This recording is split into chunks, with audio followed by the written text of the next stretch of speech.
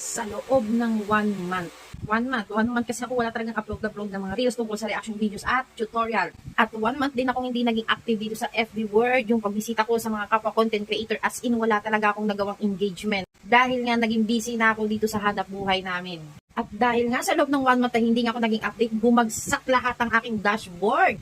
At bumagsak din ang aking mga earnings. Pero ay na-expect ko na talaga na babagsakan lahat na kahit na 19k followers ako. At bakit ko nasabi yun na babagsak kahit na 19k followers ako? Kasi halos lahat ng aking mga followers ay kapwa ko content creators. Ano naman ang expectation ni kapwa content creator kapag hindi ka nakikipag-engage? Di wala rin din balik sa'yo na engage. Kaya kung wala kang engagement sa kapwa content creator mo, ay hindi din yan magbabalik sa'yo maliban na lang kung talagang close kayo or talagang friendship mo siya. So alam mo na ang pagkakaiba ng mga organic followers doon sa mga followers na nakuha mo sa F2F. Kaya huwag ka nang magugulat sa magiging expectation mo dyan sa dashboard mo kung wala kang galaw-galaw. Dyan sa mga kapwa content creator ko, pwedeng magpahinga pero hindi ka titigil kasi sayang naman yung nasimulan mo, diba?